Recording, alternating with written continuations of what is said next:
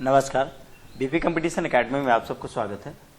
आज हम बात करेंगे इतिहास के प्राचीन भारत के पार्ट 3 की। पार्ट 3, पार्ट 1, पार्ट 2, पार्ट 3 ये चल रहा है। पार्ट 4, पार्ट 5 ऐसे कंटिन्यू आपको टेस्ट मिलते रहेंगे, ठीक है ना।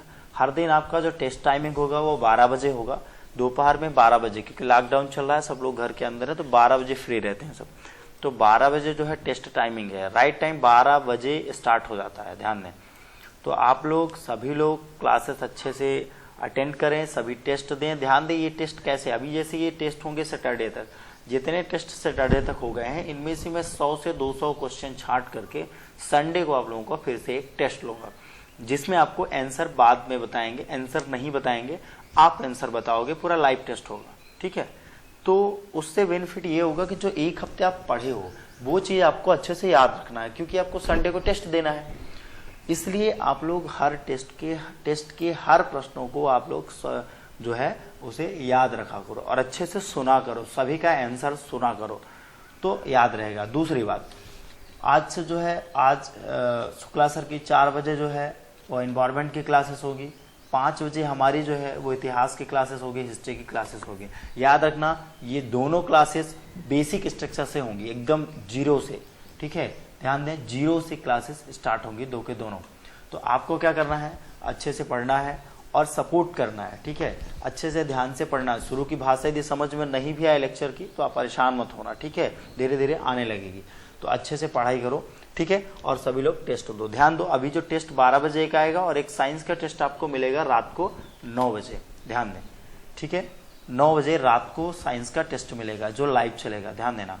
इन्वायरमेंट, पर्यावरण का टेस्ट मिलेगा, तो सभी लोग टेस्ट जरूर दें शाम को, ठीक है। और अभी 12 बजे भी टेस्ट सबको देना है, ठीक है। चलिए तो प्रश्नों को स्टार्ट करते हैं बिना विलंब के। ध्यान रखें यार, लाइक कर दिया करो, सब्सक्राइब भी कर दिया करो। शेयर करने में क्या जाता है, पढ़ने वाली चीज़ है, तुम्हारा भाई भी पढ़ लेगा, उसका भी भला हो जाएगा और कुछ हमारा भी भला हो जाएगा। हम लोग मेहनत करते हैं इतना दूर, है ना। तो थोड़ा सा इसमें परेशान मत हुआ करो, थोड़ा सा आप लोग शेयर कर दिया करो। और सब्सक्राइब, लाइक, कमेंट करने में क्या प्रॉब्लम है। बहुत लोगों को हम देखते हैं कमेंट, कोई बात नहीं बनता तो मत करो, लेकिन कम से आपसे यदि प्रश्न का उत्तर नहीं बनता तो कमेंट मत करो, लेकिन उसे सुनते रहो बराबर, ठीक है। उसे नोट डाउन भी करते रहो, मत करो कमेंट, लेकिन लाइक करने में क्या जाता है, ठीक है। लाइक करो, सब्सक्राइब भी करो, शेयर करा करो, ठीक है। हम देखते हैं फिल्मी गानों के लोग स्टेटस लगाते हैं, अभी पढ़ने वाली चीज़ है और थोड़ा बीपी कंपटीशन एकेडमी का सपोर्ट है तो आप लोग स्टेटस भी नहीं लगाते हो। कम से कम स्टेटस वगैरह कहीं ना कहीं आप लोग लगाओ, मदद करो हमारी, ठीक है, तब जा करके होगा, ठीक है। हम आपके साथ काम कर रहे हैं तो आप भी हमारे साथ काम करो और अच्छे से पढ़ाई करो, ठीक है। चलो खैर छोड़ते हैं। पूरी क्लासेस में हमारे इसमें 30 प्रश्न होंगे, पहले 50 प्रश्न होते थे। कुछ बच्चों की सलाह थी सर इसमें प्रश्न कम कर दिया जाए, बहुत ज़्यादा प्रश्न हो जाते हैं, कई सारे टेस्ट होते हैं, क्लासेस होती हैं, तो हमने कहा ठीक। तो इस बार जो पार्ट 3 में जो टेस्ट है वो 30 प्रश्नों का एक संग्रह होगा। 30 प्रश्नों का उत्तर हम आपको बताते चलेंगे, ध्यान दीजिएगा। तो आपको इन 30 प्रश्नों को ध्यान से पढ़ना है। तो पहला प्रश्न आपकी स्क्रीन में बहुत देर से दिख रहा होगा, देखो क्या दिख रहा है बहुत देर से आपको, पहला प्रश्न, ठीक है। तो आप उस पहले प्रश्न को पहले सॉल्व करो। पहला प्रश्न क्या लिखा है, जैन धर्म के प्रथम तीर्थंकर कौन थे। कल जब जैन धर्म के प्रथम तीर्थंकर की बात हो गई तो ध्यान देना 4 ऑप्शन आपके पास हैं। ऋषभ देव हो गए, ठीक है, अरिष्टनेमी हो गए, और कौन है, ऋषभ देव हो गए, अरिष्टनेमी हो गए, और कौन है भाई, एक पार्श्वनाथ जी हैं, और दूसरे कौन है, अगले चौथा नंबर क्या है, चौथा नंबर आपका है महावीर, ठीक है। तो ध्यान देना इन 4 ऑप्शनों में से एक सही आंसर आपको करेक्ट करके बताना है।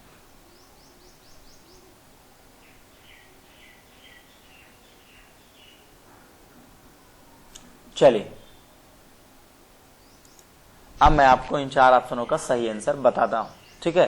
तो इसका जो सही आंसर होगा वो होगा ऋषभ देव, यानी जैन धर्म के जो प्रथम तीर्थंकर थे वो ऋषभ देव थे। उनका नाम ऋग्वेद में भी आया है, उनके माता पिता का नाम भागवत पुराण में भी वर्णित है, ध्यान देना। अगले प्रश्न में चलते हैं। अगला प्रश्न हमारा कहता है 102 नंबर प्रश्न कहता है, महावीर स्वामी को किस नदी के तट पर कैवल्य प्राप्त हुआ था। निरंजना, रजुपालिका, गंगा, यमुना। 4 ऑप्शनों से एक सही आंसर आपको करेक्ट करके देना है, जल्दी करिए।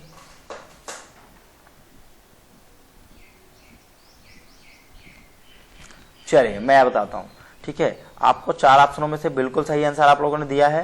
आपको जब बताया जाए, जब बात की जाए महावीर स्वामी को किस नदी के तट पर कैवल्य ज्ञान प्राप्त हुआ था, तो ऑप्शन नंबर बी जो है वो राइट आंसर है। कौन सा? ऑप्शन नंबर बी जो है वो राइट आंसर है। ठीक है, ध्यान दें, ऑप्शन नंबर बी ऋजुपालिका सही आंसर है।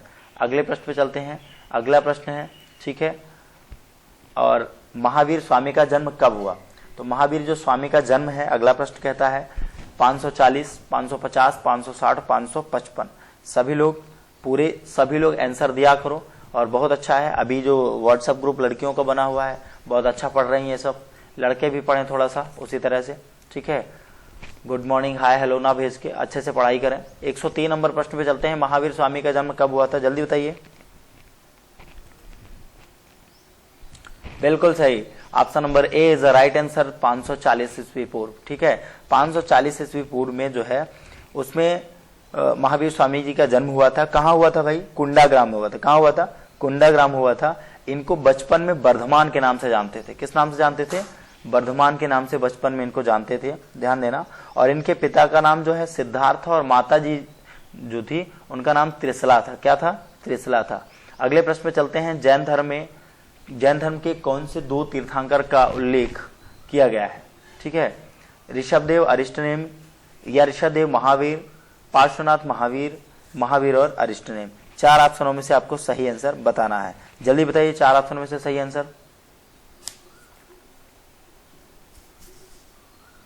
बिल्कुल सही answer, option number A is a right answer. Correct answer option number ए है, ऋषभदेव और अरिष्टनेम। ध्यान देना, ऋषभदेव जो थे, ऋग्वेद में जैन धर्म के 2 तीर्थंकर थे। एक का नाम ऋषभदेव, जो कौन से थे? पहले तीर्थंकर थे। और जो अरिष्टनेमी थे वो 24वें तीर्थंकर थे। ध्यान देना, ठीक है, सॉरी 22वें तीर्थंकर थे। ठीक है, चलिए अगले प्रश्न पे चलते हैं। अगला प्रश्न कहता है जैन धर्म के अनुसार तीर्थंकर महावीर का पहला शिष्य कौन था? ध्यान देना, जब जैन धर्म की बात की जाए तो जैन धर्म के अनुसार जो है तीर्थंकर महावीर का पहला शिष्य कौन था? जामाली था, त्रिशला था, जामाली या फिर जामावली, या कह नहीं सकते।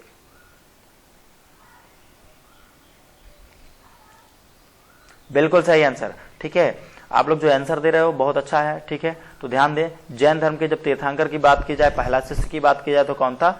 Option number A is the right answer, जामली। ठीक है, इसमें महावीर स्वामी का पहला शिष्य जो है वो कौन था? जामिली था। जामली महावीर स्वामी की पुत्री का पति था। ध्यान देना, ठीक है, पुत्री का पति यानी उसका दामाद था। ध्यान देना, ठीक है, तो ध्यान से अच्छे से पढ़ना है। अगले प्रश्न पे चलते हैं। अगला प्रश्न क्या कहता है? महावीर स्वामी की पत्नी कौन थी? यशोधरा थी, चेलना थी, त्रिशला थी। 4 ऑप्शनों में से सही आंसर आपको चूज करके, सही आंसर आपको टिक करके बताना है।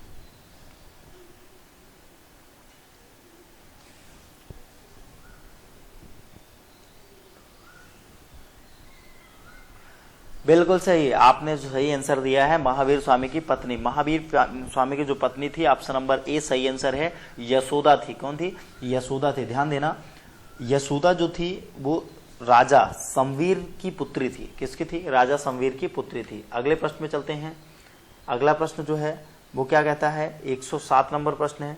क्या कहता है? महावीर स्वामी किस कुल से संबंधित थे? यांत्रिक, शाक्य, कौशल, हूल। 4 ऑप्शनों में से एक सही आंसर आपको करेक्ट करके बताना है। टाइम आपको मिल रहा है।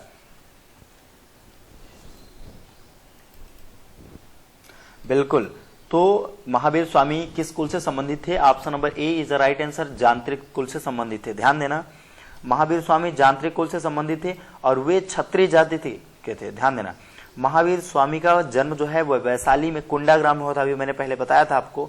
ठीक है, इनके पिताजी का नाम भी मैंने बताया था, सिद्धार्थ था, और माताजी का नाम जो थे वो क्या था? तिसला था। और इनके पिता जो थे वो, इनके पिता कौन थे? सिद्धार्थ थे। सिद्धार्थ जो थे वो छोटे से राज्य के राजा भी हुआ करते थे। ध्यान देना। तो चलते हैं अगले प्रश्न पे। अगला प्रश्न है, महावीर को परिनिर्वाण कहाँ प्राप्त हुआ था? कुशीनगर में, वल्लभी में, या फिर वैशाली में, या फिर पावापुरी में।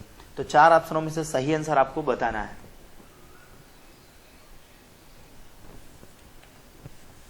चलिए मैं बताता हूं आपको। 4 ऑप्शनों में से जो सही आंसर है वो option number D right answer है, पावापुरी। ध्यान देना, महावीर स्वामी जैन धर्म के 24वें तीर्थंकर और अंतिम तीर्थंकर थे। ठीक है, उन्हें 72 साल की उम्र में 468 ईस्वी में पावापुरी में वो उनका टिकट कट गया था, निर्वाण हो गया था। ठीक है, बोले हम ना रहेंगे इस दुनिया में, ठीक है। चलो, तो कब बोले थे? 468 में। चल ठीक है, तो 468 में ये विदाई ले लिए थे, इनको निर्वाण, 72 साल के थे उस समय, ठीक है, ध्यान देना। 24वें तीर्थंकर और अंतिम तीर्थंकर भी कहे जाते हैं। तीर्थंकर वो होता है जो क्या करे, धर्मों का प्रचार करता था, जैन धर्म का, ठीक है। चलो अगले प्रश्न पे चलते हैं। प्रथम जैन संगीति कहाँ हुई? वल्लभी में, राजगीर में, पाटलिपुत्र में, वैशाली में। 4 ऑप्शनों में से सही आंसर आपको बताना है। जब जैन संगीत की बात आ जाए तो क्या होगा? पाटलिपुत्र या फिर वल्लभी या फिर राजगृह या फिर वैशाली। 4 ऑप्शनों में से सही आंसर बताना है। हाँ, तो जब प्रथम जैन संगीत की बात कही जाए तो क्या होगा? सी नंबर राइट आंसर होगा, पाटलिपुत्र। क्या होगा? सी नंबर राइट आंसर होगा, पाटलिपुत्र। ध्यान देना, प्रथम जैन संगीत की जब बात करें तो पाटलिपुत्र राइट आंसर होता है, क्योंकि इसमें जैन धर्म के पूर्ववर्ती ग्रंथों की जगह 12 अंगों की रचना की गई है और इस संगीत के अध्यक्ष स्थलभाव थे। कौन थे? इस संगीत के जो अध्यक्ष थे वो कौन थे? स्थलभाव थे, ठीक है। चलिए अगले प्रश्न पे चलते हैं। अगला जो प्रश्न है वो क्या है? कहता है जैन, अगले प्रश्न पे चलते हैं भाई। अगला प्रश्न कहता है द्वितीय जैन संगीति कहाँ हुई? प्रथम जैन संगीति पढ़ के आ गए अभी हम, अभी क्या पढ़ के आए? प्रथम जैन संगीति कहाँ हुई थी? ध्यान देना, कहाँ हुई थी अभी?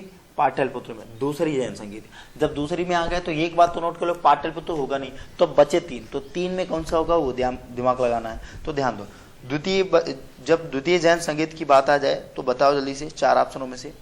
वल्लभी, वैशाली, पाटलिपुत्र, राजगीर, जल्दी से। द्वितीय जैन संगीत जो है वो 512 में हुई थी, ध्यान देना। 12 अंग और उपांग भी हैं, ठीक है, ध्यान देना। तो इसका जो राइट आंसर होगा वो क्या हो जाएगा? क्या होगा जल्दी बताइए? बिल्कुल, Vallabhi. Option number A is right answer, Vallabhi, ठीक है। क्या होगा? ऑप्शन नंबर ए जो है वो राइट आंसर होगा, वल्लभी जो है इसका सही उत्तर होगा, ठीक है, ध्यान दें। अगले प्रश्न पे चलते हैं। अगला प्रश्न क्या कहता है हमारा? ध्यान देखते हैं क्या है। ये देखो, दिख रहा है आपको? बहुत अच्छा, चलो दिखेगा अभी।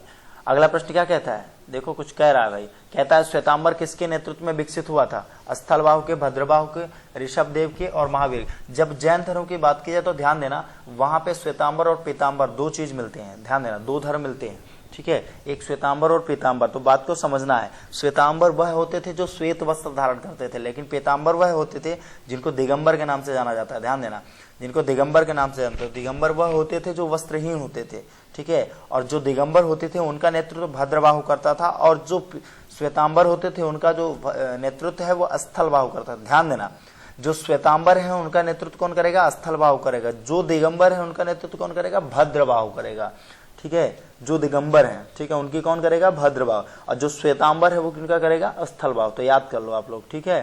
तो इसका राइट आंसर क्या होगा? स्थलबाहु। Option number A is the right answer. अगले प्रश्न पे चलते हैं। अगला प्रश्न है दक्षिण भारत में जैन धर्म किसके नेतृत्व में फैला हुआ था?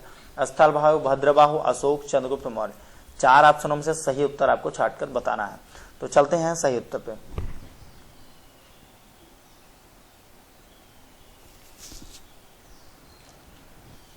बिल्कुल, तो ऑप्शन नंबर बी जो है वो सही आंसर है, कहता है भद्रबाहु। क्या बोलता है?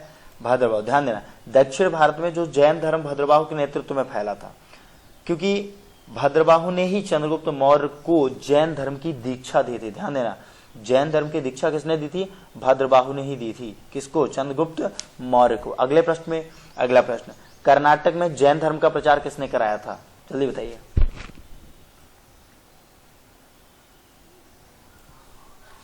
बिल्कुल सही।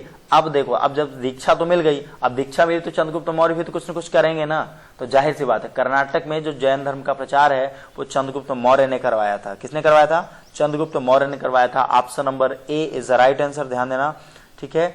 उसने, जो चंद्रगुप्त मौर्य था, उसने जो है जैन मुनि भद्रबाहु से दीक्षा ले ली, और इसके बाद क्या कर लिया? अंतिम समय जब वो ऊपर जा रहे थे तो अंतिम समय में कहाँ चले गए? श्रवण बेलगोला में बिताया था उन्होंने। अगले प्रश्न पे चलते हैं। अगला प्रश्न कितना अच्छा प्रश्न, देखो तो, हमको तो दिख रहा है। अशोक का पौत्र कौन था जिसने जैन धर्म स्वीकार किया? संप्रति, कुणाल, दशरथ और सलीसुक, ठीक है, जल्दी से बताइए। जब अशोक के पौत्र कौन था? अशोक के पौत्र की बात आ जाए, आंसर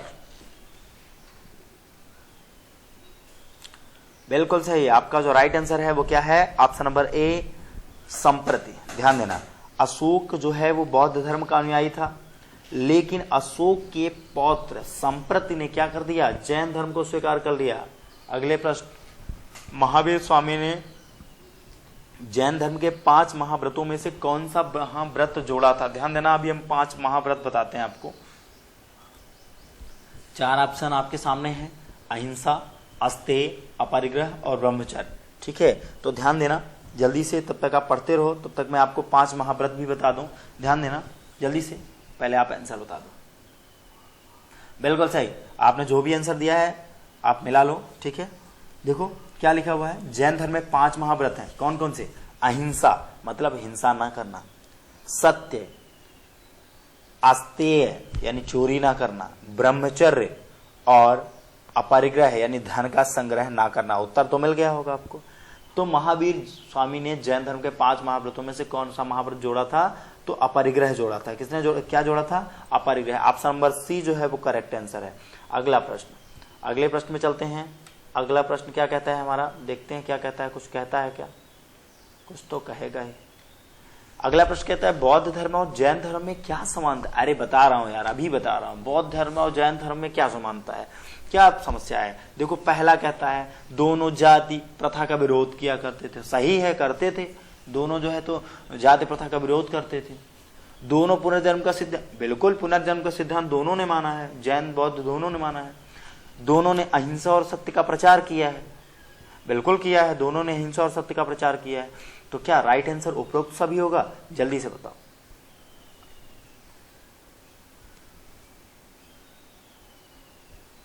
बिल्कुल राइट आंसर जो है उपरोक्त सभी होगा। ठीक है, डी नंबर राइट आंसर होगा, उपरोक्त सभी। ठीक है, ध्यान देना। फिर अब जो उपरोक्त सभी, इन्होंने क्या कर दिया, ये सारे सिद्धांत माने। इन्होंने सत्य का सिद्धांत भी, सत्य का भी प्रचार किया था दोनों ने। ठीक है, तो अगले प्रश्न पे चलते हैं। अगला प्रश्न हमारा है हर्षचरित की रचना किसने की? भाई हर्षचरित महाराज आ गए, देखो बोलो हर्षचरित महाराज की। ठीक है, चलो बहुत अच्छा। तो हर्षचरित की रचना किसने की? बाणभट्ट ने, ह्वेनसांग ने, हर्षवर्धन ने, राजश्री ने। 4 ऑप्शनों में से आपको सही आंसर करेक्ट करके बताना है। जल्दी से बताओ। अरे कुछ नहीं यार, जब हर्षचरित की बात आ जाए तो समझ लो ना यार। हर्षचरित जो है वो हर्षवर्धन, बाणभट्ट जो थे हर्षवर्धन के राजकवि हुआ करते थे। ध्यान देना, किसने? बाणभट्ट। ठीक है, ध्यान देना, बाणभट्ट क्या होते थे? हर्षवर्धन के कवि हुआ करते थे। स्क्रीन में आपको सारे ऑप्शन दिख रहे हैं। ठीक है, ध्यान देना। तो जब उन्होंने कादंबरी नामक पुस्तक की रचना की तो उन्होंने हर्ष के जीवन पर आधारित हर्षचरित की रचना भी कर डाली। ध्यान देना, तो हर्षचरित की रचना किसने की? तो ऑप्शन नंबर ए जो है बाणभट्ट राइट आंसर होगा। अगले प्रश्न पे चलते हैं। बहुत ही अच्छा प्रश्न सामने आपकी स्क्रीन पे। ठीक है, चलिए क्या लिखा हुआ है? पुष्यभूति वंश का संस्थापक कौन था? पुष्यभूति, हर्षवर्धन, प्रभाकर वर्धन, ग्रहवर्धन। जल्दी से बताइए। हर्षवर्धन।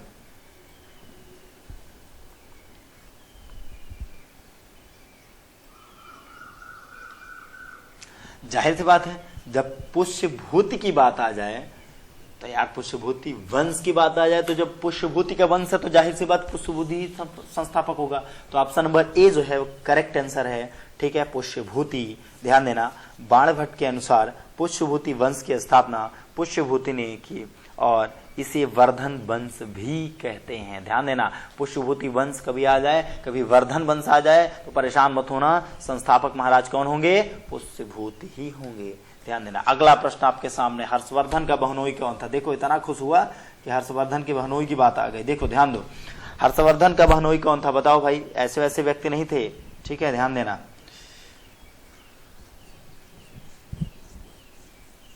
कौन थे? अच्छा, ग्रहवर्मन थे।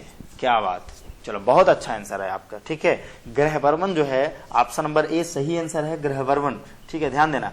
हर्षवर्धन की बहनोई का नाम ग्रहवर्मन था। क्या नाम था? ग्रहवर्मन था। और बहन का नाम राजश्री था। ध्यान देना, ये रानी थी। ठीक है, बहुत बड़ी। ठीक है, और शासका थी। और ग्रहम वर्मन की जो हत्या है, ध्यान देना, ग्रहम वर्मन की जो हत्या है वो गौड़ के राजा शशांक ने की थी। उसी पेड़ को, जिस पेड़ में जिस पेड़ के नीचे बौद्ध को ज्ञान प्राप्त हुआ था उस पेड़ को कटवाने वाला भी राजा जो था वो कौन था? शशांक था। बहुत कट्टर राजा था, ध्यान देना। अगले प्रश्न पे चलते हैं। अगला प्रश्न आपके सामने है, देखो क्या लिखा है। अरे वाह, क्या बात है, बहनोई की बात आ गई, अब जीजा की बात आ गई। तो हर्षवर्धन के जीजा जी जो हैं ग्रहवर्मन, जिनको अभी ऊपर पढ़ के आए हैं, ग्रहवर्मन को किसने मारा था? गौड़ का राजा शशांक ने मारा था, कीर्तिगुप्त ने मारा था, मिहिरकुल ने मारा था, चंद्रगुप्त ने मारा था। 4 ऑप्शन जल्दी से आपको देना है, जल्दी फटाफट 4 ऑप्शन आपके सामने होना चाहिए। किसने मारा था भाई? क्या बात है, बहुत अच्छा आंसर आपका है। अभी ऊपर हम बता के भी आए हैं, देखो ऊपर हम बताए हैं, क्या बताए हैं कि गौड़ का राजा शशांक ने मारा था। तो गौड़ वंशीय राजा शशांक ने जो है तो इनको मारा था, निपटा दिया था, ठीक है। क्योंकि हर्ष की जो बहन थी वह राजश्री थी, वन में आत्मदाह करने जा रही थी। क्या करने जा रही थी? आत्मदाह, मतलब खुद आग लगा के जलने जा रही थी, ध्यान देना। हर्ष ने उन्हें खोज निकाला, हर्ष ने क्या कर दिया? उन्हें खोज में निकाला और राज्य प्राप्त करने के बाद गौड़ के राजा शशांक को पराजित कर दिया, ठीक है, ध्यान देना। तो पहले बेचारा क्या हुआ? परेशान हुआ हर्षवर्धन, ठीक है, क्योंकि हर्षवर्धन जो है तो राजश्री उनकी बहन थी हर्षवर्धन की, ग्रहवर्मन की पत्नी थी, ठीक है। वो जा रही थी आग लगा के मरने, कहाँ? जंगल में, वन में। तो उसी समय हर्ष ने क्या कर दिया? उन्हें खोज के लिए निकला, ठीक है ना, ढूंढने निकला, और क्या हुआ? गौड़ के राजा शशांक को पराजित कर दिया। मिला होगा सामने, ठीक है ना, कुछ किया होगा रावण के जैसा, तो फिर पराजित कर दिया। ध्यान दो, अगले प्रश्न पे चलते हैं। अगला प्रश्न बहुत अच्छा आपके स्क्रीन पे है, क्योंकि टोटल प्रश्न आपके पास 30 हैं, ध्यान देना। तो आप सबको मैं प्रश्न देता हूँ, फिर इसके बाद ऑप्शन देता हूँ, थोड़ा टाइम देता हूँ बोलने के लिए, तो आप ध्यान से दिखा करो। और संडे को जो आंसर आएगा, ध्यान देना, संडे को सभी प्रश्न, जितने भी एक हफ्ते में प्रश्न पढ़ाए गए हैं, उनके सभी जो है वो पूरे प्रश्न चलेंगे, है ना, ध्यान देना। लगभग 100 से 200 प्रश्न रहेंगे, तो उसमें आंसर नहीं बताया जाएगा, ध्यान देना। प्रश्न रहेगा, आपको पूरे प्रश्नों का आंसर बताना है। यही प्रश्न रहेंगे जो आप 6 दिन पढ़ रहे हो, तो अच्छे से पढ़ाई करना है, ताकि जो संडे का स्कोरिंग है वो आपकी बहुत अच्छी जानी चाहिए, ताकि आपका इतिहास ऐसे ही क्लियर हो जाएगा। अभी पढ़ा दूंगा तो और अच्छे से क्लियर हो जाएगा। चलो, बहुत अच्छी बात। तो अगला प्रश्न क्या है? कादम्बरी किसने लिखी थी? जल्दी बताओ भाई, कादम्बरी कौन लिख सकता है? कादम्बरी चाणक्य, अश्वघोष, बाणभट्ट, चरक? चलो भाई, अब जो बोलोगे तो मानना पड़ेगा, बोलो कुछ। ठीक है, जिसने भी बोला है बाणभट्ट वो बहुत अच्छा बोला है, क्योंकि बाणभट्ट के अलावा कोई हो ही नहीं सकता ना। वाह, कादम्बरी की रचना जो है बाणभट्ट ने ही की थी, ध्यान देना। बाणभट्ट हर्षवर्धन के दरबारी कवि हुआ करते थे, और इनके अलावा इन्होंने कादम्बरी के अलावा जानते हो क्या किया था? इन्होंने हर्षचरित की रचना भी कर दी थी। किसकी? हर्षचरित की भी रचना इन्होंने की थी। अगला प्रश्न कहता है, हर्षवर्धन का दूसरा नाम क्या था? अरे जाहिर सी बात है, हर्षवर्धन का दूसरा नाम क्या हो सकता है? क्योंकि हर्षवर्धन, अब देखो ये बहुत इंपॉर्टेंट प्रश्न है सब। हर्षवर्धन का दूसरा नाम, अधिकतर लोग भटक जाएंगे, क्या होगा भाई? अधिकतर लोग तो सोचेंगे हर्षवर्धन है, तो जाहिर सी बात इसका नाम जो है हर्ष से स्टार्ट होता, हर्षदित हो सकता है। नहीं, ऐसा नहीं हो सकता, ठीक है, ध्यान दो। इनके नाम को जानना बहुत जरूरी है, इंपॉर्टेंट प्रश्न है, ध्यान दो। और शेयर कर दिया करो, लाइक वाइक कर दिया करो मन लगे तो, ठीक है। समझ में आए तो, ना आए तो बिल्कुल मत किया करो, ठीक है। समझ में आए तो लाइक कर दिया करो, और थोड़ा सा शेयर भी कर दिया करो। सब्सक्राइब तो बिल्कुल मत करना भूलना, और घंटा दबा देना, जिससे आपको क्या नोटिफिकेशन मिल जाया करे। जैसे मैं वीडियो अपलोड करता हूँ, रोज रोज ग्रुप में डालना पड़ता है, तो जब घंटा दबा दोगे तो टाइम से आपको मैसेज चला जाएगा यहाँ से, जब भी क्लासेस रहेंगे, ठीक है। चलो खैर, हर्षवर्धन का दूसरा नाम क्या था? तो जल्दी बताओ। हाँ, सही आंसर दिया आपने, शिलादित्य, ठीक है। शिलादित्य जो है, ठीक है ना, शिलावटी नहीं जी, शिलादित्य था, ठीक है, ध्यान देना। शिलादित्य हर्षवर्धन का दूसरा नाम था, ठीक है, ध्यान देना। 606 ईस्वी से 647 ईस्वी तक इन्होंने राज्य किया था, ठीक है। चलते हैं अगले प्रश्न पे। हर्षवर्धन से देख रहे हो कई सारे प्रश्न क्लियर हो रहे हैं। हर्षवर्धन द्वारा लिखे गए नाटक कौन से हैं? नागनाथ, रत्नावली, प्रियदर्शिका, उपरोक्त सभी। बिल्कुल 4 ऑप्शनों में से सही आंसर आप जल्दी से बताइए।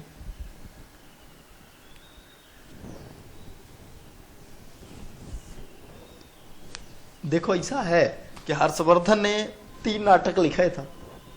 हर्षवर्धन जो है 606 से लेकर 647 तक राज्य किया, उस दौरान उन्होंने 3 नाटक लिखा था, और तीनों नाटक आपके स्क्रीन में। तो जाहिर सी बात आंसर क्या होगा? उपरोक्त सभी होगा। क्या होगा? जाहिर सी बात जो है क्या होगा? उपरोक्त सभी होगा। अब ध्यान दो, जब हर्षवर्धन की बात आ जाए तो परेशान मत होना यार, वर्धन वंश का राजा था, प्रभाकर वर्धन का बेटा था यार, बिल्कुल मत परेशान हुआ करो, प्रभाकर वर्धन का बेटा था। चलो अगले प्रश्न पे चलते हैं। 124 नंबर प्रश्न कहता है हर्षवर्धन के समय कौन सा चीनी यात्री भारत आया था? Fahien, Hiuen Tsang, Megasthenes, Demetrius. ठीक है, 4 ऑप्शनों में से सही आंसर आपको करेक्ट करके बताना है, जल्दी से बताइए। ठीक है, जल्दी करिए। चलिए, तो प्रश्न हमारा क्या था, जल्दी से ऑप्शन भी आपके सामने हैं, आपने उम्मीद है आंसर भी सोच लिया होगा क्योंकि समय आपके पास कम था। बिल्कुल सही। तो हर्षवर्धन जब उस समय राजा था ना, तो वही आया था, वो अपना वाला क्या नाम था उसका, बिल्कुल बी ऑप्शन सही है, फेनसांग। ठीक है, ध्यान देना, फेनसांग जो है चीनी यात्री भारत आए थे जब हर्षवर्धन का शासन था भारत में।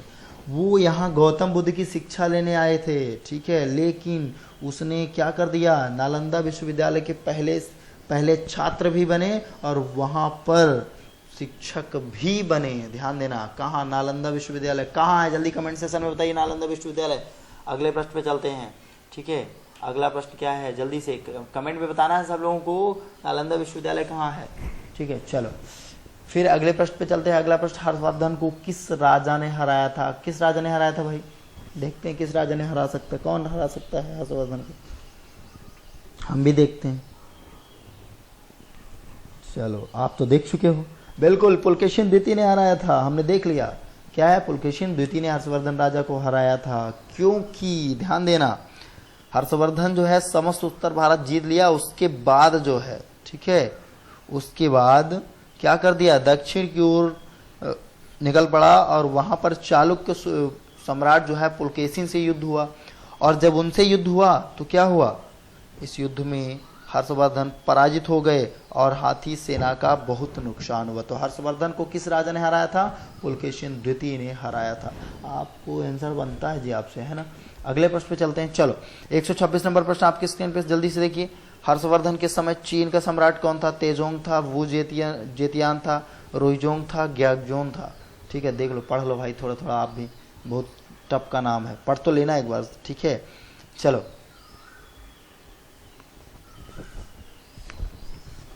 बिल्कुल सही आंसर।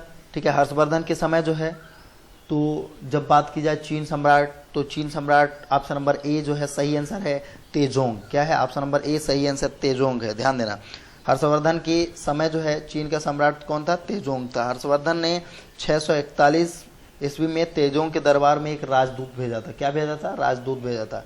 अगला प्रश्न क्या कहता है, कहता है हर्षवर्धन के समय कन्नौज सभा किस मत के प्रचार के लिए हुई थी?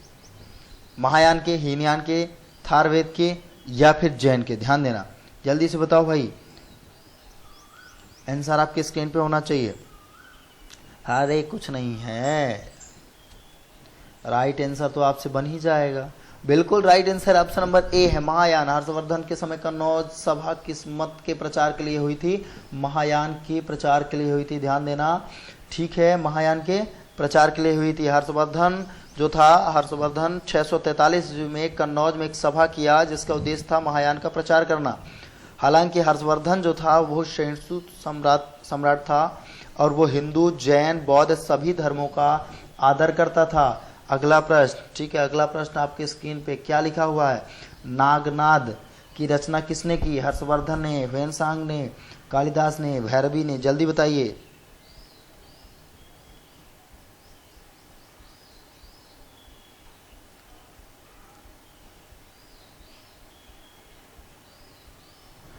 बिल्कुल सही आंसर, नागनाथ की रचना जो है हर्षवर्धन ने की। ठीक है ना, हर्षवर्धन जो था वो बौद्ध धर्म का काफी प्रसिद्ध राजा था, बौद्ध धर्म का। ठीक है, ध्यान देना, और जो है तो ये बहुत बड़ा विद्वान भी था। अगला प्रश्न आपके स्क्रीन पे क्या लिखा है, आईहोल अभिलेख किसने लिखा? सभी लोग प्रश्नों को ध्यान से पढ़ा करें, उत्तर दिया करें, सुना करें। ठीक है, क्योंकि संडे को एक पूरा रेस में चलेगा तो सारे प्रश्न, ठीक है, तब आपसे बनना चाहिए। तो अभी आप पढ़े रहोगे तब तो बनेगा ना। तो चलो, अब जब बात की जाती है आईहोल अभिलेख किसने लिखा था, तो किसने लिखा था? रविकीर्त ने, फायान, हेनसांग, हरिसेन। जल्दी आंसर आपके, बहुत सही आंसर दिया आप लोगों ने। ध्यान देना, आईहोल अभिलेख वातापी के राजा पुलकेशिन द्वितीय ने बनवाया था। यह जैन मतानुयायी था। उसने 610 ईस्वी से 642 ईस्वी तक राज्य किया और इस अभिलेख को राजकीर्ति ने लिखा था। किसने लिखा था? और यह अभिलेख जो है राजकीर्ति ने लिखा था, संस्कृत और कन्नड़ भाषा 2 भाषाओं में लिखा था। कालिदास और भैरवी दोनों का जिक्र जो है तो इस अभिलेख में किया गया है। अगला प्रश्न आपकी स्क्रीन में ये रहा, चालुक्य वंश की स्थापना किसने की? किसने की? हाँ सही तो आंसर दिया आप लोगों ने, पुलकेशिन कौन था? क्या भी था? बिल्कुल पुलकेशिन प्रथम, यानी ऑप्शन नंबर बी जो है सही आंसर। पुलकेशिन प्रथम ने वातापी चालुक्य वंश की स्थापना पुलकेशिन प्रथम के द्वारा ही की गई थी। ठीक है ना, वातापी मतलब आधुनिक बादामी, ठीक है ना, इन्होंने इसको भी राजधानी भी बनाया था। तो इस तरीके से सारे प्रश्न आपके कंप्लीट हो गए। तो अगला पार्ट, अब हमारा जो अगला पार्ट 4 है वो कल आएगा। ध्यान देना 12 बजे राइट टाइम वो भी आपको दिखने लगेगा, और 12 बजे आप सब लोग अच्छे से पढ़ाई करो, ठीक है ना। कोई इशू हो कांटेक्ट कर लेना, मोबाइल नंबर डाला है, वेबसाइट डाली है, उसमें मैसेज डाल देना, व्हाट्सअप नंबर भी यही है, आप इसमें कर देना। कोई भी आपको प्रॉब्लम है तो आप संपर्क कर सकते हो। कमेंट पे अपनी प्रतिक्रिया दिया करो, लाइक कर दिया करो, शेयर सब्सक्राइब कर दिया करो, घंटा दबा दिया करो, ताकि आपको क्या हो, अपडेट हमारी मिलती रहे। जैसे हम कोई भी वीडियो यहाँ से डालें तो आपको तुरंत मिल जाए, ठीक है ना। चलो बहुत बहुत धन्यवाद, सभी लोग शेयर करो इसको, ठीक है। चलो सभी लोग पढ़ जरूर लेना, संडे को इकट्ठा प्रश्न होगा, ठीक है। जब 100-200 प्रश्नों की एक रिदम चलेगी, एक पूरी वो चलेगी, तो आपसे बनना चाहिए, ये नहीं कि फिर उस समय आपसे बने ही नहीं, ठीक है ना। चलो बहुत धन्यवाद।